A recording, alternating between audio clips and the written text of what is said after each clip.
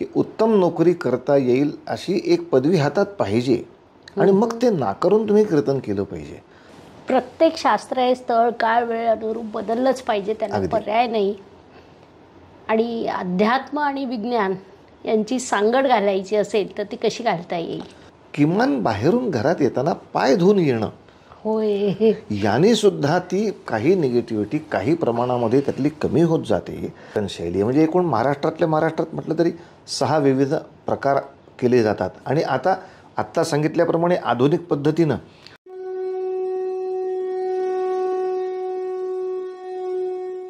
जगण्याचा अर्थ एकच, ते म्हणजे हरिनाम. अहो, ज्याच्या मुखी हरिनाम नाही त्याच्या जगण्यात राम, असं म्हणतात. देव, देश, धर्म टिकला पाहिजे तर धर्माचा अभ्यास हा व्हायलाच पाहिजे. आणि तो कसा होणार? यासाठीच आमचे प्रसिद्ध आंतरराष्ट्रीय कीर्तनकार श्री चारुदत्त आफळेबुवा अविरतपणे प्रयत्न करीत आहे. कीर्तन हे देव, देश आणि धर्म याचा प्रचार प्रसार करण्याचे, युवा पिढीला संस्कार देण्याचं अतिशय उत्तम माध्यम आहे. कीर्तन ही मनोरंजनासोबतच संगीत, नृत्य, साहित्य, कला, इतिहास, संस्कृती, परंपरा यांचीही ओळख आपल्याला करून देतात. मानवी जीवनाला वळण लावण्याचं एक विलक्षण सामर्थ्य कीर्तनामध्ये आहे. हेच सांगण्यासाठी आपल्यासोबत प्रसिद्ध कीर्तनकार श्री चारुदत्त आफळेबुवा आलेले आहेत. त्यांची वेगळी ओळख करून द्यायला नको, किंबहुना मी ओळख करून देणार नाही आहे, कारण एकतर ते प्रत्येक घराघरात कीर्तनाच्या माध्यमातून पोहोचले आहेत आणि आपल्याला त्यांची ओळख त्यांच्याच मुखातून जाणून घ्यायची आहे. सर, नमस्कार. नमस्कार. आपलं खूप खूप स्वागत ॲस्ट्रोगुरू डॉक्टर ज्योती जोशी या चॅनलवर. श्री समर्थ समाधीपुढे कीर्तन करण्याची परंपरा आपल्या कुटुंबियांना प्राप्त आहे.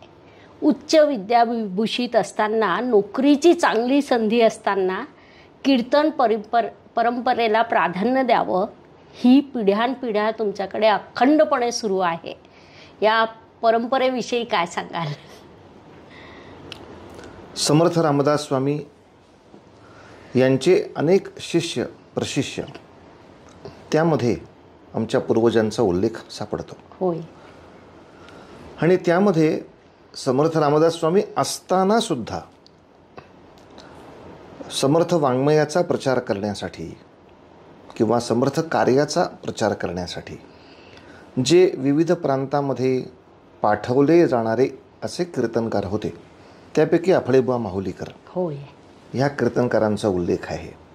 आणि म्हणून मग समर्थांच्या निर्याणानंतर ते जे समाधी मंदिर करण्यात आलं, त्या समाधी मंदिरामध्ये अनेक जे कीर्तनकार समर्थांनी अशा रीतीनं तयार करून पाठवले होते, त्यांना एक एक दिवसाची सेवा वाटप करून द्यावी, या न्यायाप्रमाणे मग आम्हाला पंचमीची सेवा त्या ठिकाणी वाटप केली गेली. पण ह्या सेवेव्यतिरिक्त तुम्ही पंचक्रोशीमध्ये समर्थ वाङ्मयाचा प्रसार करत राहणं हे तुमचं अखंड काम आहे. आणि त्यासाठी म्हणजे त्या काळामध्ये 8 गावाची जागीर होती, त्यासाठी म्हणजे वतन त्यावेळेला मिळायचं. बरं. आणि अर्थात इंग्रजांच्या कालखंडामध्ये वतन हा विषय सगळा संपला आणि परमेश्वराची कृपा आहे की वतन संपलं पण व्रत काही संपलं नाही. होय, व्रत ते महत्त्वाचं. अगदी. आणि व्रत आत्तापर्यंत अखंडपणे चालू आहे. तेव्हा माझ्याही मागच्याही पिढ्यांमध्ये की सगळेच जवळजवळ उच्च विद्याविभूषित होते. आमचे बाबासुद्धा MA LLB झाले पूर्ण तेव्हा त्या काळामध्ये. बरं. पण LLB हून सनद न घेता कीर्तन करत राहिले. त्यांना ही चित्रपटामध्ये संधी मिळाली होती, नाटकांमध्ये संधी होती. आणि आमच्याकडून सुद्धा कीर्तन करून घेताना त्यांनी हा नियम कायम ठेवला की उत्तम नोकरी करता येईल अशी एक पदवी हातात पाहिजे आणि मग ते नाकारून तुम्ही कीर्तन केलं पाहिजे. नाहीतर सामान्य लोकांमध्ये गैरसमज होतो की ज्याला इतर काही करताच येत नाही म्हणून ते कीर्तन करतात. अशी समाजामध्ये कीर्तनकाराची अप्रतिष्ठा व्हायला नको, यासाठी त्यांनी हा नियम केला होता. आणि समर्थांच्या कृपेनं विविध विषयामध्ये सुद्धा उत्तम शिक्षण घेतलेले असे अनेक विद्यार्थी आणि माझ्या घरातलेही अनेक जण हे परमेश्वराच्या कृपेनं कीर्तनाची आवड असणारेच येतात आणि कीर्तनाला योग्य तो वेळ देतात आणि मान देतात. हे खूप महत्त्वाचं. समाजात खरंच असा गैरसमज मोठ्या प्रमाणावर आहे की ज्याला दुसरं काही करता येत नाही तो कीर्तनकार किंवा ज्योतिषी होतो. परंतु त्या काळात सनद नाकारणं ही एवढी मोठी गोष्ट आहे. ग्रेटच म्हणूयात आपण. आपण आतापर्यंत कोणकोणत्या विषयावर कीर्तनं केलेली आहेत? विषयाची प्रचंड विपुलता आहे, विविधता. म्हणजे संतांची चरित्र ती तर नेहमीच सांगायला लागतात. पण आपल्या घराण्याचा किंवा समर्थ ह्या परंपरेचा एक विशेष म्हणून ऐतिहासिक महापुरुषांवरती, ज्यांनी प्रत्यक्ष युद्ध करून ज्यांनी प्रशासन केलं असे अनेक राजे, म्हणजे ऐतिहासिक ज्याला म्हणता येतील तसं. नंतर अलीकडचे सगळे क्रांतिकारक, बरं, त्यांच्या जीवनावर, किंवा मी अगदी कारगिलची योद्धे ह्या विषयापर्यंत सगळ्यांवर कीर्तन केलं. त्याला मग अनुषंगून रामायण महाभारत येतच, त्याच्यामध्ये भागवत ग्रंथ येतो किंवा त्यातल्या काही व्यक्तिरेखा, त्याच्यावरती चिंतन करावं लागतं. आणि हे सगळं कमीच पडलं म्हणून मग काही लोक म्हणतात कीर्तन हे खूपच जबरदस्त माध्यम आहे, तर एखादं मधुमेहावर सुद्धा कीर्तन करा आणि आम्ही तुम्हाला माहिती पुरवतो, पण त्याच्यावर करा. मधुमेहावर केलं. मग महानगरपालिकेनं सांगितलं कचरा व्यवस्थापन कसे करावे याच्यावर एक कीर्तन करा, कारण तोही समाजासमोर मोठा प्रश्न आहे. आम्ही सांगून लोक ऐकत नाही आहेत, कीर्तनकारांनी सांगितलं तर ऐकतील. ते सुका कचरा, ओला कचरा कसं ते वेगळं केलं पाहिजे, तर मग कचरा व्यवस्थापन कीर्तन केलं. मग पुणे विद्यापीठ म्हणलं की आम्ही दुष्काळी भागामध्ये, कोरडवाहू भागात बोराची शेती करतो आहे. बरं, आता ते विद्यापीठाकडनं करतोय, मग ते शेतकऱ्यांना वाटतं काहीतरी सरकारीच काम आहे, मग पैसेच खायला लोक आले आहेत, कशाला यांचं ऐकायचं. तर नको बाबा, तुम्ही कीर्तनाच्या माध्यमातून सांगितलं, त्यांचा विश्वास जरा आमच्यावरती जास्त बरा बसेल. आता बोराची शेती या विषयावर तरडगावमध्ये ते कीर्तन करा. म्हणजे हास्याचा विषय जरी सोडला आपण तरी जनसामान्यांमध्ये आज तुमच्याबद्दल एवढा विश्वास असणं ही खूप मोठी गोष्ट आहे. आणि ते एक कीर्तनकार म्हणून प्राप्त होतं. म्हणजे आज सरकारकडनं जेव्हा हे वाक्य येतं तेव्हा त्याच्यात विनोद कमी आणि वास्तव हे खूप मोठं आहे. की शाळांमध्ये प्रदूषण मुक्ती किंवा फटाक्यांपासून कमी मुलांना थोडं दूर करायचं असेल तर ह्या विषयावर तुम्ही शाळेत कीर्तन करा, असं शाळा शिक्षण संस्था सांगतात. क्या बात आहे. की शिक्षक सांगतात त्याच्यात परिणाम येतोच, पण कीर्तनकारांनी सांगून थोडा अधिक वेगळा परिणाम मिळेल त्या पालकांमध्ये, आणि म्हणून ते करा असं सांगितलं जातं. इतके विविध विषय. नवीन विषय अजून देते. हो, आमच्या संस्थेचं ध्येय आहे घराघरात ज्योतिष. बर. तर आता या विषयावर एक कीर्तन करा.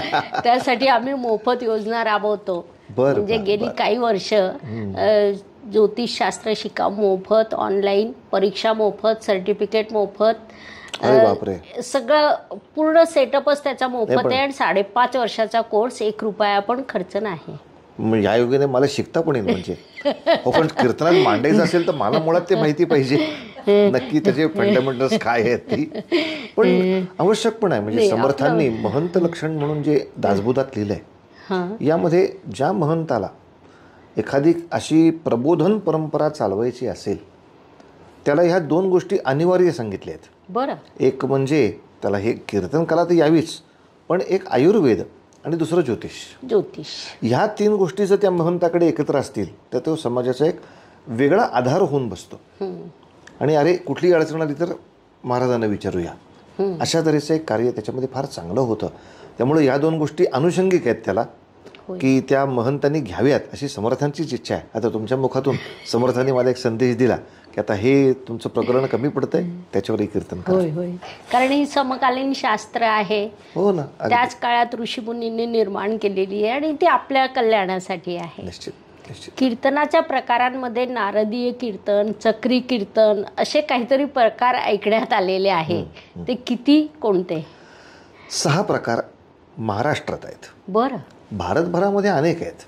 म्हणजे प्रत्येक प्रांत हा त्याच्या प्रकाराने काही ना काही त्याच्यात इनपुट वेगळे करतो, विविधता आणतो. म्हणजे नुसत्या महाराष्ट्रातल्या मराठी कीर्तनात सुद्धा 6 प्रकार आपल्याला दिसतात. अगदी पहिलं निर्माण झालं ते सांप्रदायिक कीर्तन, ज्याला वारकरी कीर्तन असं आपण म्हणतो.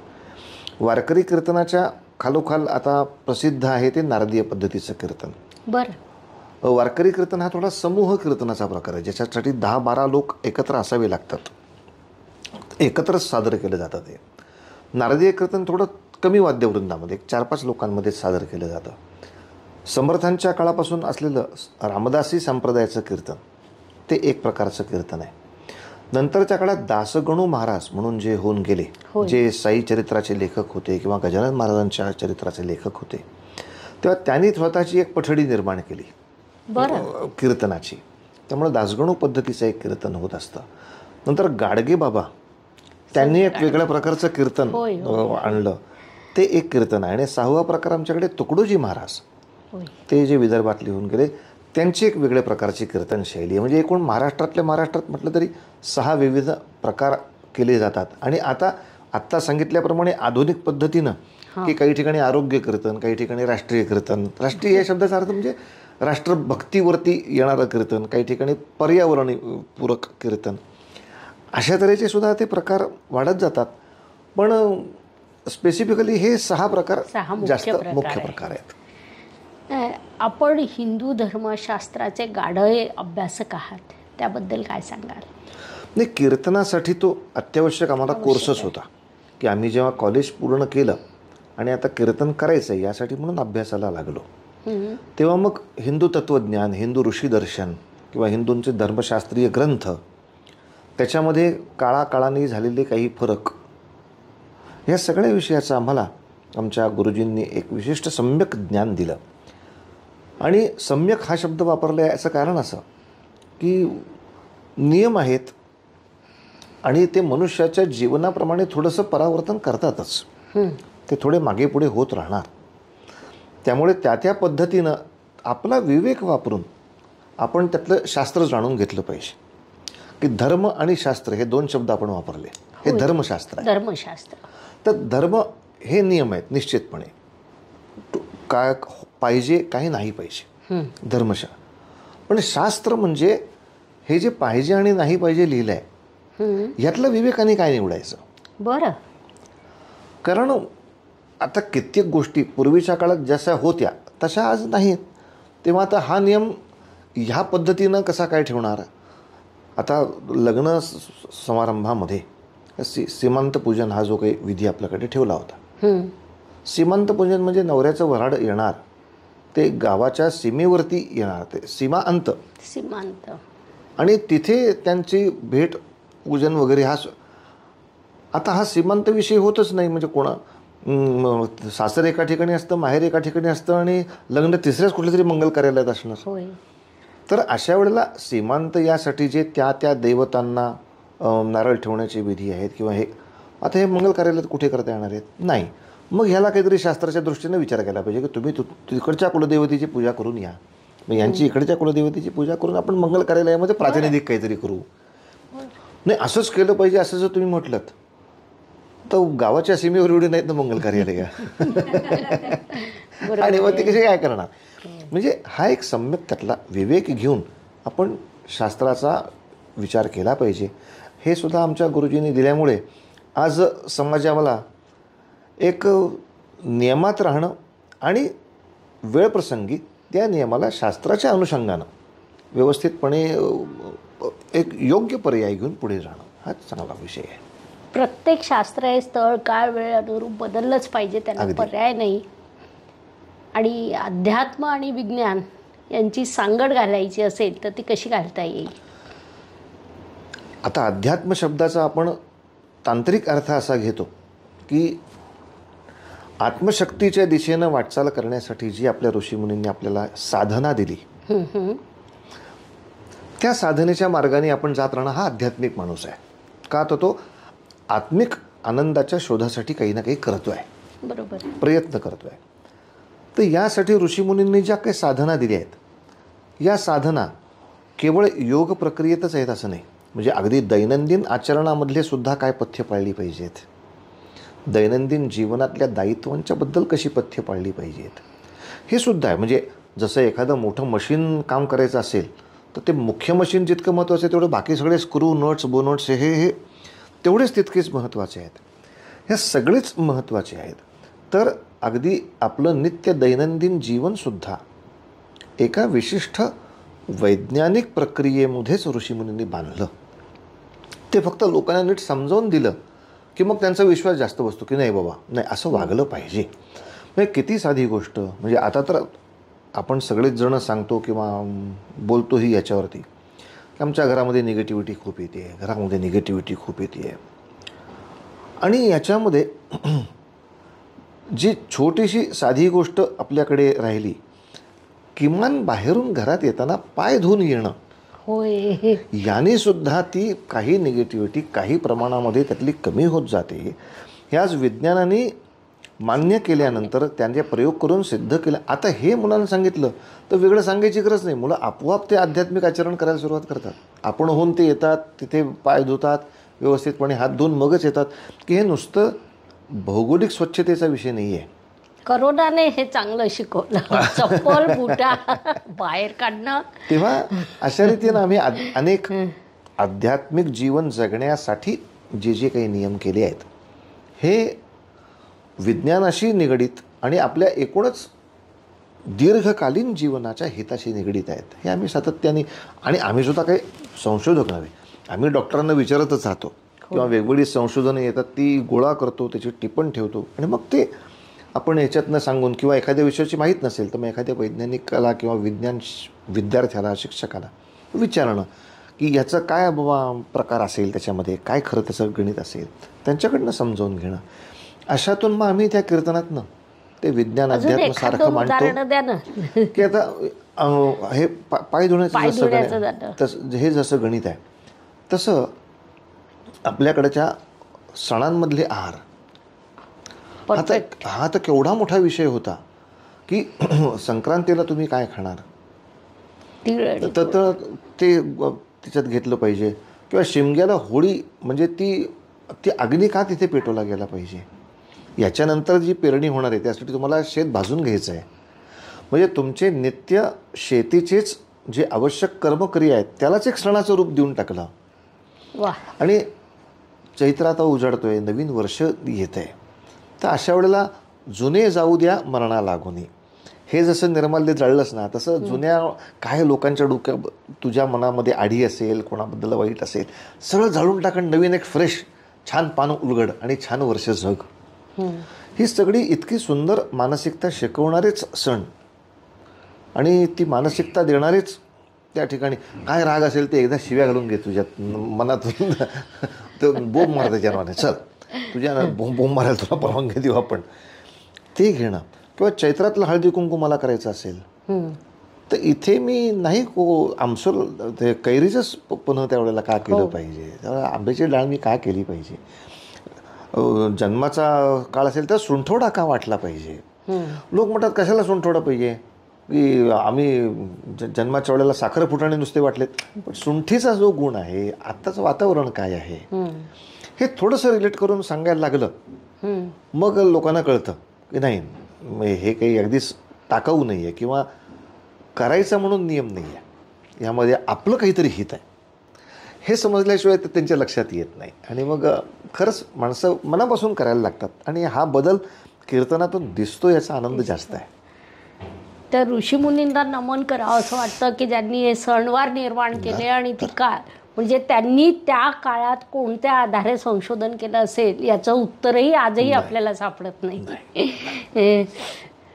अजून असेच गीत रामायणामधील काही गीतं आहेत. हां, जसं रामाविण राज्यपती कोण बैसतो किंवा जेथे राघव तेथे सीता, जय गंगे जय भगीरथी, पराधीन आहे जगती, या गीतांबद्दल काही बोलता येईल? आता हा विषय अनाशे राम मंदिर आता निर्माण झालेलं आहे, या संदर्भामध्ये विचार करता येईल या गीतांचा. पण या गीतांबरोबरच आपल्या सगळ्याच रसिकांसाठी मी हे सांगीन की गीत रामायण समग्र आपल्या विद्यार्थ्यांकडून, आपल्या पाल्यांकडून आता वाचूनच घ्यायला हवं. होय का, याचं दोन फायदे. एक, रामचरित्र त्यांना खूप छान आवडेल हा एक विषय, आणि दुसरं मराठी भाषेतल्या कवितेची ताकद, काव्याची ताकद. प्रत्येक मुलामध्ये काव्याची इच्छा असते, उर्मी असते, तो काही ना काही वेगवेगळी वाक्य तयार करून, पंक्ती तयार करून गुणगुणतो. यात वाद नाही. पण उत्तम काव्याचा नमुना म्हणून ज्याला म्हणावं असं एक दीपस्तंभ गीत रामायण आहे. त्यातलं कुठलंही गाणं घेतलं तरीसुद्धा काय पद्धतीनं ते चित्रण उभं करावं, कसं उभं करावं की कुशलव हे रामापुढे कुशलव रामायण गाते हा प्रसंग झाला. पण कवी आणि प्रतिभा हे ह्याच्यात त्यांचं काम काय आहे तर वडिलांसमोर ती मुलं त्यांचं चरित्र सांगतायत. प्रतिभेच्या दृष्टीनं मला ह्याचं काय रूप देता येईल तर ज्योतीने तेजाची आरती. कुठलीही निरांजनाची ज्योत हे तेजाचं छोटं रूप आहे. तसं वडिलांचं हे पोर हे छोटं रूप आहे.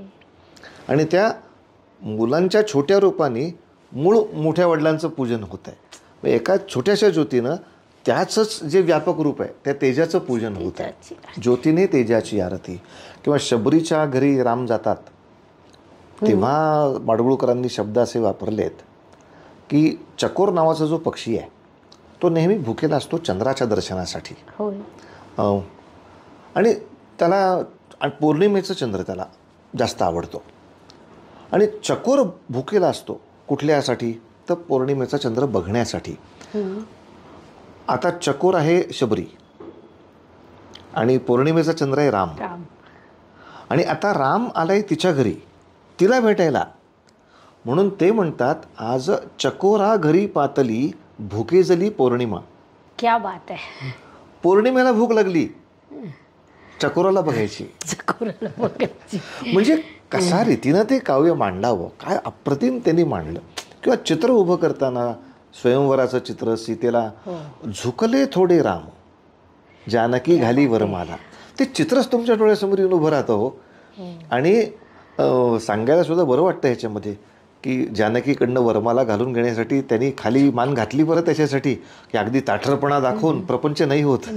रामांच्या सारख्या ठिकाणी सुद्धा गरज आहे ही फार महत्वाची गरज. झुकले थोडे राम की एकमेकाने झुकून 2 पावलं पुढे येऊन एकमेकाचा प्रपंच सांभाळला गेला पाहिजे. नाही तर सीता ही तसं म्हणाल तर सापडलेली मुलगी आहे ती कुठे जनकाची मुलगी आहे. पण तरीसुद्धा संस्कार प्रधान मानून की जनकाच्या संस्कारात ती आहे ना तर मग तिला मान्य करून आणून तिचा सासरी कुठेही अवमान होत नाही. हे किती एक आदर्श प्रपंचाचं सुंदर चित्र आपण रामायणात उभं केलं आहे.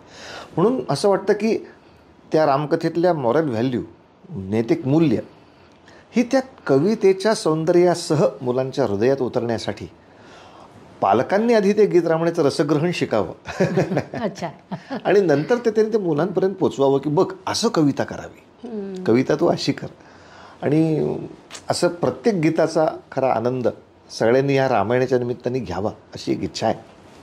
खूपच छान. रामायण हे आपलं मूळ धर्मग्रंथ. वाल्मिकी रामायण यांनी वाल्मिकी रामायण लिहिलं. त्यानंतर काळानुसार सोप्या भाषेत विविध रामायण लिहिल्या गेले आणि त्याच्यात थोडे थोडे बदल झाले जे नैसर्गिक देखील आहेत. मात्र त्यामुळे काय होतं ना काही लोक संभ्रमित होतात की नेमकं खरं काय नेमकं नंतर आलेलं काय तर त्याविषयी कसं आपल्याला कोणते प्रसंग रिअल रामायणचे आहे कोणते नंतर त्याच्यात ॲड केले.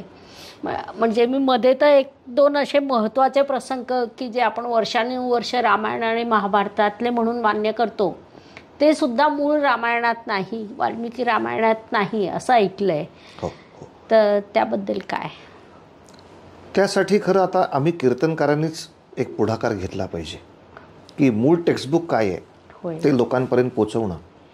पण अगदी वाल्मिकी रामायणातल्या वाल्मिकी रामायणामध्ये सुद्धा काही प्रक्षिप्त भाग आहेत. बरं. हे अजून नवीन. हो. आता आम्ही इतकी वर्ष त्याचा अभ्यास केल्यामुळे आम्हाला ते थोडंसं माहिती आहे की एकाच ठिकाणी अशी वर्णनं आली आहेत की पुढच्या सर्गामध्ये त्याच्या विरुद्ध वर्णन आलं आहे. अच्छा. की हा प्रसंग नाही असं झाला. एकाच ग्रंथामध्ये प्रसंग नक्की असा झाला आहे का असा झाला आहे असे संभ्रम व्हावे असे तऱ्हेचं आहे. खरं कीर्तनकारांपेक्षा सुद्धा आमची खरं त्यातली प्रामाणिक इच्छा अशी होती की भारतातल्या या सगळ्या आचार्य लोकांनी एकत्र बसावं. शंकराचार्यचे आणि त्यांनी सगळ्याच पुराणांचं या रामायण महाभारताचं अशा रीतीने एक छान संकलन तयार करावं की कारण लोक संभ्रमित होणारच. त्यांच्यासमोर जर संभ्रमाची स्थिती आपण अशीच जर कायम ठेवली तर ती होणारच आहे. त्यामुळे या आचार्यांनी त्यातला एक सम्यक विचार करून कारण शेवटी कसं होतं कीर्तनकार या नात्याने आपण समजा त्याचं एक योग्य संकलन केलं, बाकीचे कीर्तनकार काय म्हणून मानणार, तुम्ही थोडी धर्मगुरू आहात असं म्हणतात ते, तुम्ही नेतृत्व पदावर नाही. तर साधारणतः भारतातलं एक मोठ्या संख्येचं नेतृत्व जे आचार्य लोक करतात, त्यांनी एकत्र बसून हा जर थोडा विषय केला तर ते होईल. पण आम्ही कीर्तनामध्ये एक प्रयत्न असा करतो की ज्या ज्या व्यक्तीच्या नावेनंतर पुढची रामायणं झाली, आता तुळशी रामायण हे तुळशीदासांनी लिहिलं असं आपण म्हणू, तर त्यांचा रामचंद्राकडे बघण्याचा दृष्टिकोन जो आहे त्या तऱ्हेने त्या कथेला थोडीशी बदल होऊन जातो. की वाल्मिकी रामचंद्रांच्याकडे बघतायत तो एक पुरुषोत्तम राजा या नात्याने बघतायत, मग ते त्या पद्धतीनं ते चरित्र लिहितात. आणि तुळशीदास बघतायत ते एक परब्रह्म परमात्मा आणि तो माझ्यासाठी म्हणून सगुण रूपात आलेला, ती दृष्टीच वेगळी आहे. त्यामुळं आपोआप दृष्टिकोनात्मक चर्चा त्यातली वेगळी राहते. त्यामुळं असं त्या लेखकाची त्या रामाकडे बघण्याची दृष्टी यामुळे थोडीशी फरक पडत असेल, पण सहसा फारसा मूळ गाभ्याला कोणी छेडछाड केलेली नाही. पण जर असेलच तर मग आम्ही कीर्तनातून एवढं सांगतो की अधिकाधिक अधिकृत म्हणून वाल्मिकी आणि तुळशीदास यांच्याकडे रेषा याच्यावर खूप मोठी चर्चा असते कायम. कारण हे दोन्ही एक ते भावार्थ म्हणजे एकनाथांच्या रामायणामध्ये ते आलं. अच्छा. एकनाथ महाराजांनी जे भावार्थ रामायण लिहिलं त्याच्यामध्ये ही सगळी कथा आली. अगोदर मूळ रामायणात नाही, मूळ वाल्मिकी रामायणात, तुळशी रामायणात पण नाही. अच्छा, तुळशी रामायणात देखील नाही लक्ष्मण रेषा. नाही, कारण लक्ष्मण रेषा ही एवढी गाजलेली आहे. पण ती भावार्थ रामायण म्हणजे नाथांच्या रामायणामध्ये तो विषय येऊन गेला. आणि एखाद्या वेळी असंही असेल की नाथांचा काळ हा महाराष्ट्रामध्ये भारतामध्ये अस्मानी सुलतानी भयानक जी संकट नाचतायत, थैथयाट करतायत आणि आपल्या कुलस्त्रियांवरती सगळ्यात मोठं संकट आहे. असं असल्यामुळे मग कुठल्या तरी दैवी कथेमध्ये आपल्या कोणीच स्त्री असो पुरुष असो यांनी किमान ह्या मर्यादांच्या लक्ष्मण रेषा ओलांडू नका बाबा, कारण बाहेर संकट उभं आहे. अच्छा. असं कुठल्या तरी देवकथेच्या माध्यमातून यांच्या मनामध्ये रुजवता येईल का? बरोबर. अशी पण कल्पना करून काही वेळेला कथा केली जाते. शक्यता आहे. जसं आपण समकालीन प्रश्न आता स्वच्छतेचा प्रश्न तसंच येते, त्या काळातला तो गंभीर प्रश्न होता.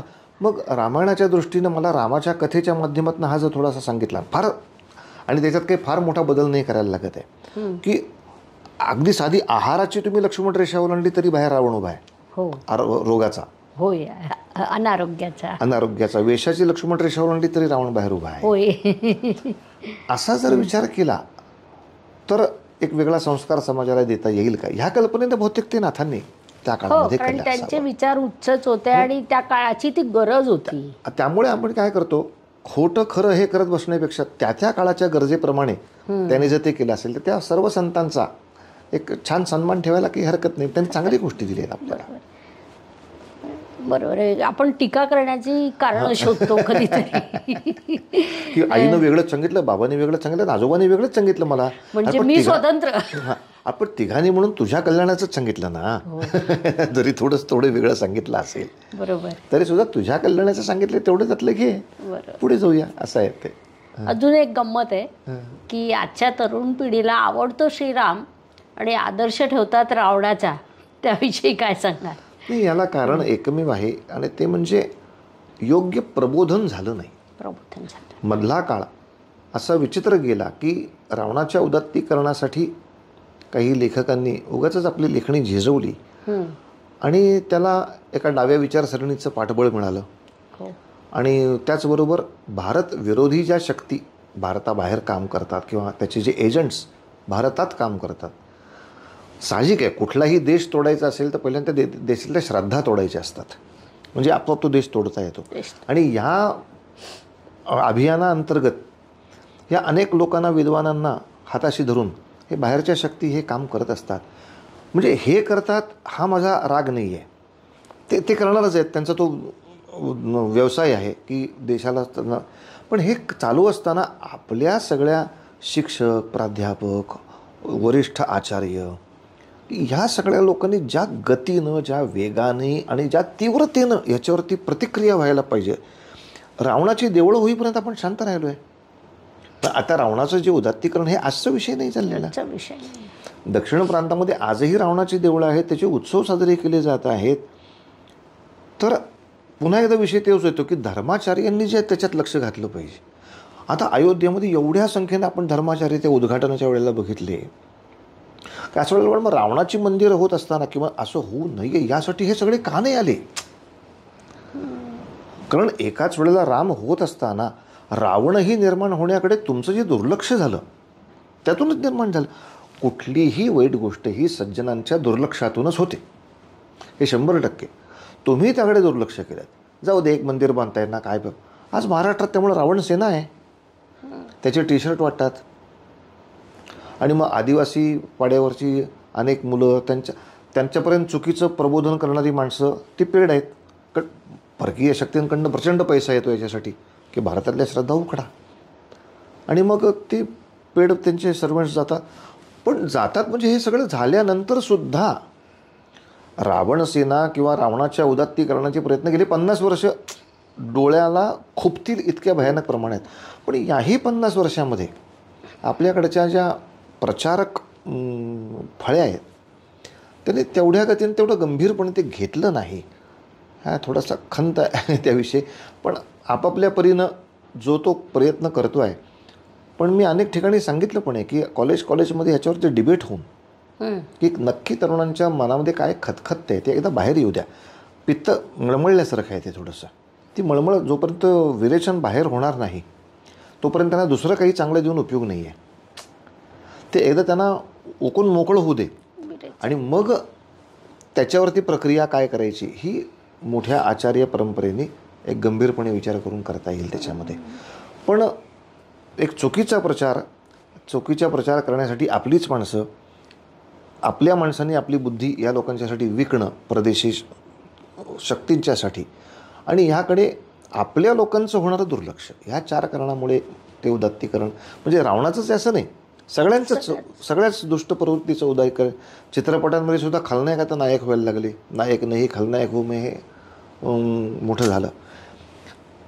सज्जनांचं दुर्लक्ष हा सगळ्यात मोठा त्रास त्यामागे होतो आहे असं वाटतं. हा तुमचा मुद्दा एकदम योग्य आहे की दुर्लक्ष करणं हा सुद्धा तेवढाच मोठा अपराध आहे. आणि श्रीकृष्ण पितामह भीष्मांना जेव्हा भेटतात आणि ते विचारतात की याच जन्मात शिक्षा का, तर तेव्हा श्रीकृष्ण त्यांना सांगतात की तुमच्या समोर चुकीची क्रिया घडत असताना तुम्ही दुर्लक्ष केलं म्हणजे प्रत्यक्ष अप्रत्यक्ष त्या गुन्ह्यात तुम्ही सहभागी आहात. आणि तीच गोष्ट इथे झाली आहे. मोठ्या प्रमाणावर दुर्लक्ष आपलं देखील कुठेतरी झालेलं आहे आणि त्याच्यावर तेवढंच कार्य करणं गरजेचं आहे. एक आम्ही असं ऐकलं की आपण कीर्तन शिकवण्याचा अभ्यासक्रम सुरू केला आहे. त्याबद्दल काय सांगाल? कारण नवीन अभ्यासक्रम आहे अगदी. अगदी नवीन आहे. असंच तुम्ही जसा ज्योतिषाचा अभ्यासक्रमाचा विचार केला तसाच आम्ही केलाय. 5 वर्षाचा साधारणतः तो कोर्स आहे. बरं. ऑनलाईन आहे, ऑफलाईन आहे. बरं. आणि 1 बाय 1 स्टेप असतात. पहिल्या वर्षाला साधारणतः सगळ्या देवांची जन्मकथा ज्या आहेत, अच्छा, म्हणजे त्या एकदा शिकल्या की ते त्या देवांच्या जन्मकथेच्या ते कीर्तनं सुरू करतात मुलं. एक कॉन्फिडन्स यायला लागतो, कारण शेवटी पोहल्याशिवाय पाण्यात करता येणार नाही. एक उभं राहून आपल्याला झांज वाजवता येते का, गाता येते का, बोलता येते का, याची परीक्षा सुरू होते. नंतर मग हळूहळू संतचरित्र, मग ऐतिहासिक चरित्रांकडे, मग ह्या सगळ्या भागवत या ग्रंथांच्याकडे थोडे अधिक वेदशास्त्र. आणि मग 5व्या वर्षी आम्ही त्यांना करायला देतो. हा टॉपिक घ्या तुम्ही तयार करून दाखवा कीर्तन. आणि अशा रीतीने एक 4-5 वर्ष छान शिकलेली मुलं आता बऱ्यापैकी, आणि चांगली मुलं आहेत. म्हणजे कोणी इंजिनिअरिंग शिकतोय आणि मला कीर्तन शिकायचं आहे, कोणी लॉ शिकतोय आणि मला कीर्तन शिकायचं आहे. आणि मग ती मुलं म्हणतात आम्ही इंजिनिअरिंगमध्ये विश्वेश्वरायांवर करू का कीर्तन. म्हटलं का नाही, ग्रेट व्यक्तित्व आहे, जरूर करा म्हणलं. तुम्ही कोणी शास्त्रज्ञ आहेत म्हणून मी अब्दुल कलामांची एखादी कथा त्याच्यात सांगू का नाही सांगायची म्हणलं. सगळीकडे ज्योती नाही तेजाची आरतीच आहे कीर्तन. कीर्तन शब्दाचा अर्थच कीर्तीचं गायन. अच्छा, कीर्ती अधिक गायन म्हणजे कीर्तन, कीर्तीचं संकीर्तन. म्हणजे जिथे जिथे म्हणून सत्कीर्ती आहे, जिथे जिथे सद्गुण आहेत त्याचं गायन करून तो संस्कार लोकांपर्यंत पोचवणं हे तर कीर्तनाचं वैशिष्ट्य आहे. अच्छा. आणि म्हणलं जरूर करा. त्यामुळे हे आता विद्यार्थीसुद्धा छान कार्य करत आहेत. पण अर्थात संख्या ही थोडीशी अजून माझ्याकडे मर्यादित आहे. आणि आता पहिली हे ज्युनियर मुलं जरा तयार झाली म्हणजे मग संख्या वाढ, म्हणजे त्यांच्याकडे हे लोक पुढे लक्ष देऊ शकतील. कारण कार्यक्रम सांभाळून इतकं मलाही सगळ्यांकडे फार लक्ष देता येत नाही, त्यामुळे थोडी मर्यादित संख्येनं शिकवतो आहे. कीर्तनकार तयार होणं ही सुद्धा आजच्या काळाची गरज आहे. कारण समाज जडणघडणीत कीर्तनकार हे सगळ्यात आघाडीवर असतात. प्रत्येक घराघरात पोचणं, महिलांशी, घरातल्या कुटुंबातील प्रत्येक व्यक्तीच्या सोबत होऊन कुटुंबातील एक व्यक्ती होणं हे कीर्तनकाराला शक्य असतं. ते जरी तिथे नसले तरी कुटुंबात चर्चा होत असताना त्यांचं त्याच पद्धतीने नाव निघतं. तर मी चॅनलवरील आपल्या प्रेक्षकांना सांगेल की तुम्ही कितीही शिक्षण घ्या, कितीही डिग्र्या घ्या, ते आवश्यकच आहेत. मात्र सोबत जर सरांच्या इन्स्टिट्यूटमध्ये तुम्हाला शिकायला मिळालं तर ही संधी नक्की सोडू नका, असं मी आपल्या चॅनलवरील सगळ्या ज्योतिषप्रेमींना नक्कीच सांगेल. सर, बदलती लग्नसंस्था म्हणजे लिव्ह इन रिलेशनशिपबद्दल आपलं मत काय आहे? व्यक्तिशः ते नाही पसंत आहे मनाला. बरोबर आहे की म्हणजे काही ठिकाणं तरी किमान अशी असावीत की जिथे स्वीकारलं ते शेवटपर्यंत निभावलं, याचं कुठेतरी समाधान असावं. मग व्यवसायामध्ये हे कमी होतं, ठीक आहे, आजच्या काळामध्ये मान्य करू. कारण पूर्वी कसं मी 28-30 वर्ष एकाच ठिकाणी नोकरी केली याचाही अभिमान असायचा. आता तसंही होत नाही. मी 3 वर्ष यांच्याकडे नोकरी केली, मग त्याच्यापेक्षा मोठं पॅकेज मिळालं, मी इकडे गेलो, मग त्याच्यापेक्षा मोठं पॅकेज मिळालं. ठीक आहे, संधीच्या दृष्टीने ते बदललं, याच्यात काही आत्ता वाईट वाटण्यासारखं नाही, कारण तो एक काळाचा महिमा विचित्र होऊन गेला आहे.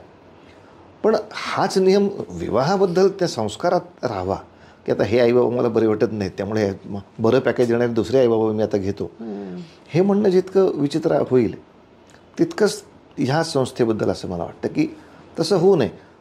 एकदा आपण मनाने स्वीकारले ना हे नातं, एक तरी जागा अशी असावी आईवडिलांच्या बरोबरीनं की एकदा नातं घेतलं आणि मी ते आयुष्यभर आनंदाने पूर्ण करणार आहे.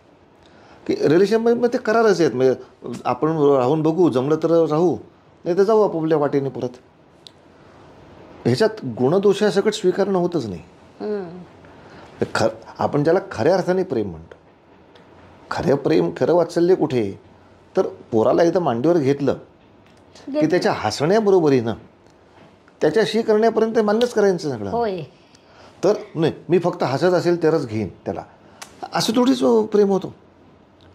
तेव्हा दोघांनीही एकमेकांच्या गुणदोषाची नीटपणे छाननी करून, आणि आपल्याकडे जो पूर्वजन्म सिद्धांत विपाक आहे याप्रमाणे की आमचे बाबा, आता आम्ही तेव्हा खूप लहान होतो हे सगळं समजण्यापलीकडे, की ते म्हणले आपण बाजारात गेलो, जत्रेमध्ये गेलो तर आपल्या खिशात जेवढं असतं त्याप्रमाणे आपण काही वस्तू छोट्या छोट्या घेतो, खरेदी करतो.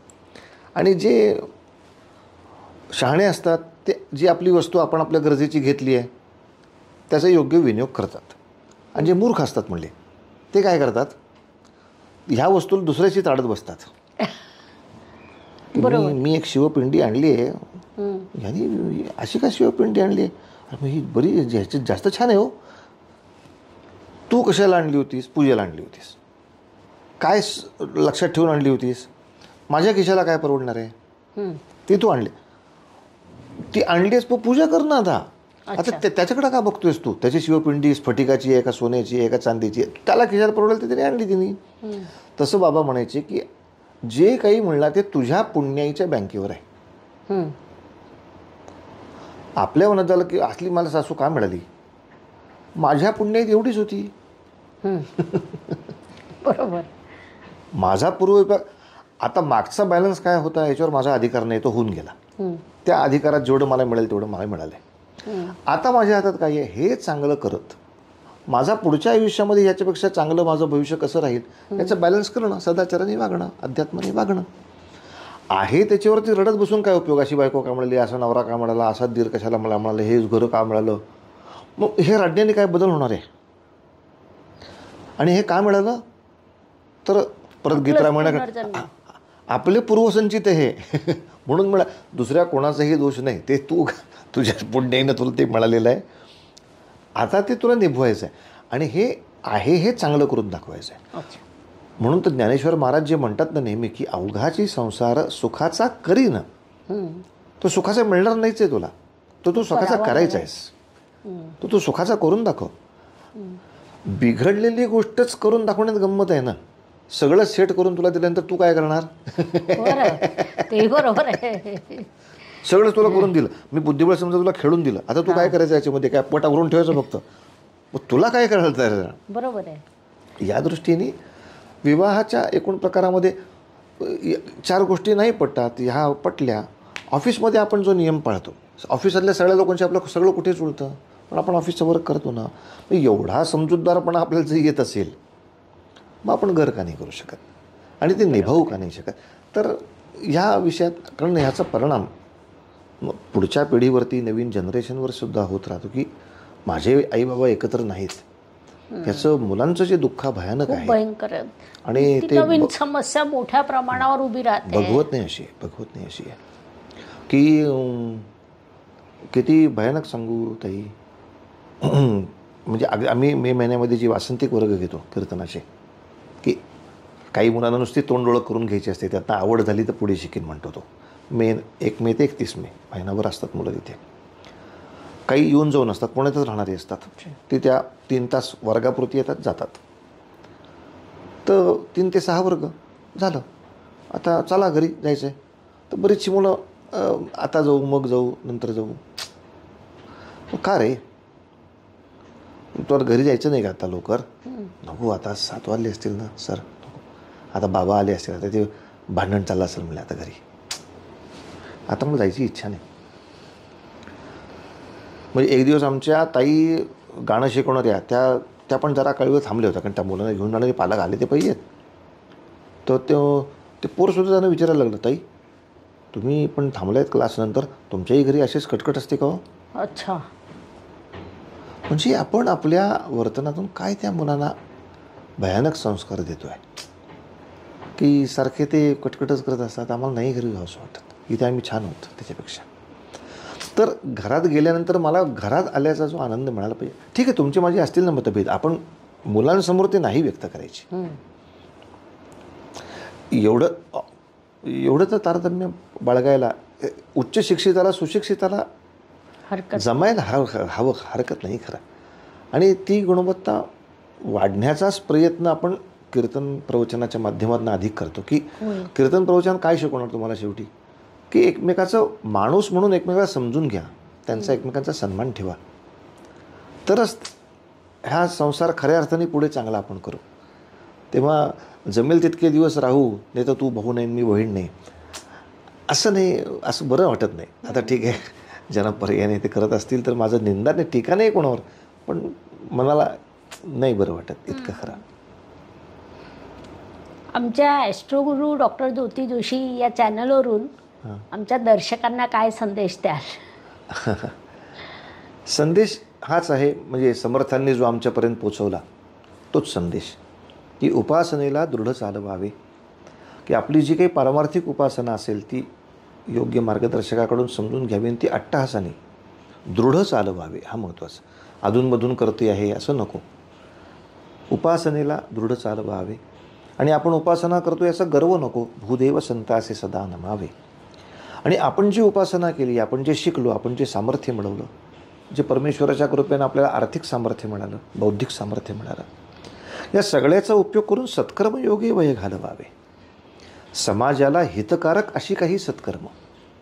कारण उपासनेमध्ये माझं हित कसं होईल ही कर्म आहेत, आणि सत्कर्मामध्ये समाजाचं हित त्यामुळं कसं होईल, त्यासाठी माझी पैशाची शक्ती, त्यासाठी माझी बुद्धीची शक्ती, त्यासाठी माझी वक्तृत्वाची शक्ती, त्यामध्ये माझं स्थैर्य, आरोग्य, हे मला कसं वापरता येईल, असा जर विचार करून प्रत्येकाने केलं तर खूप छान होईल. आमचे बाबा नेहमी म्हणायचे की राष्ट्र जर मोठं करायचं असेल तर ते 2 खांबावर उभं राहतं.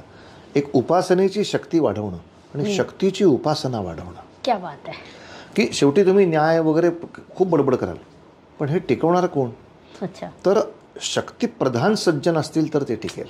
दुबळा सज्जन हे करू शकणार नाही. त्यामुळे पुढच्या पिढीकडून उपासना जेवढी करून घेतली गेली पाहिजे तेवढीच व्यायामाची साधना, होय, तेवढीच त्यांच्याकडून काटकपणाची साधना, स्वावलंबनाची साधना ही पण जर करून घेतली तर निश्चितपणे एका बाजूला उत्तम ज्ञानेश्वरी दासबोध ग्रंथांचा अभ्यास करणारा, नामस्मरण करणारा उपासक, आणि सूर्यनमस्कार घालणारा, कुस्ती खेळणारा आणि जिमनॅस्टसुद्धा खेळणारा आणि शाळेमध्ये छान मार्क मिळवणारा माझा विद्यार्थी, असा सुंदर मिलाफ आपण आपल्या पुढच्या पिढीमध्ये करू शकू. खूपच छान.